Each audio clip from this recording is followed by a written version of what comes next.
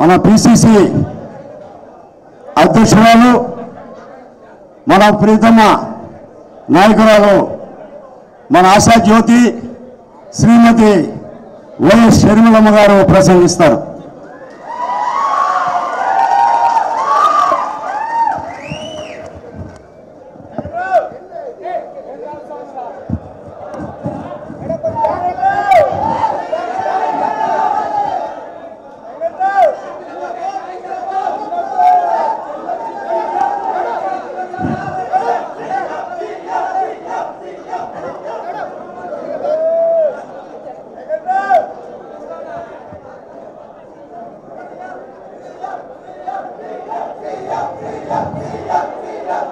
Congress party నాయకులకు, వేదిక మీద ఉన్న నాయకులకు, సభకు వచ్చిన కాంగ్రెస్ పార్టీ నాయకులు, కార్యకర్తలకు, రాజశేఖర్ రెడ్డి గారి అభిమానులకు,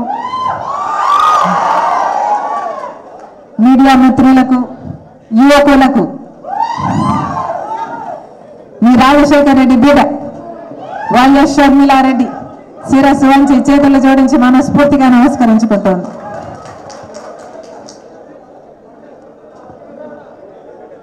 మన రాష్ట్రం ఏర్పడే నాటికి మన రాష్ట్రానికి ఉన్న అప్పు 1,80,000 కోట్ల రూపాయలు. తెలుగుదేశం పార్టీ అధికారంలో 5 సంవత్సరాలు ఉంది. 5 సంవత్సరాలలో తెలుగుదేశం పార్టీ చంద్రబాబు గారు చేసిన అప్పు ఇంకొక 1,80,000 కోట్ల రూపాయలు. మొత్తం కలిపి 3,60,000 కోట్ల రూపాయలకు చేరింది. గత 5 సంవత్సరాలలో జగనన్న గారు చేసిన అప్పు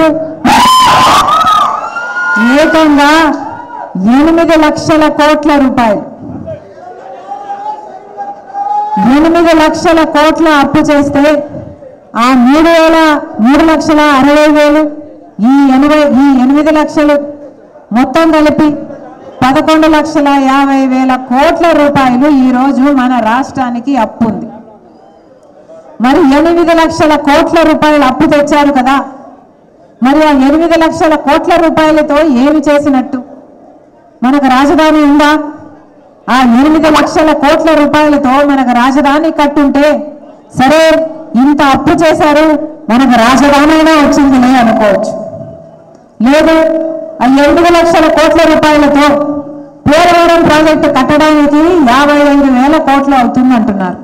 మీరు 8 లక్షల కోట్లు అప్పు చేశారే, మరి 55,000 పెట్టి పోలవరం ప్రాజెక్టు పూర్తి చేస్తున్న మన రాష్ట్రంలో 20 లక్షల ఎకరాలకు సాగునీరు వచ్చేది. ఏ పరిశ్రమ రాకపోయినా మన వాళ్ళు అన్నపూర్ణగా బతికేసేవాళ్ళు. పోనీ అదైనా చేశారంటే పోలవరం ప్రాజెక్టు కూడా కాలే. పోనీ 8 లక్షల కోట్ల రూపాయలు తెచ్చారు కదా, మరి ఏ ఇతర అభివృద్ధి అయినా జరిగిందా మన రాష్ట్రానికి? అంటే పరిశ్రమలు వచ్చాయా? ఇన్ఫ్రాస్ట్రక్చర్ వచ్చిందా? ఏమొచ్చింది? మన కనీసం మెట్రో అయినా వచ్చిందా? విజయవాడ, విశాఖపట్నం లాంటి వాటికి కూడా మెట్రో అయినా ఉందా? అంటే మనం ఒక్కటంటే ఒక అభివృద్ధే జరగాలి. 8 లక్షల కోట్లు మాత్రం మన నెత్తిన అప్పు మిగిలింది. కానీ అభివృద్ధి చూద్దామా అంటే రాష్ట్రంలో ఎక్కడ చూసినా అభివృద్ధి కనిపించడం లేదు.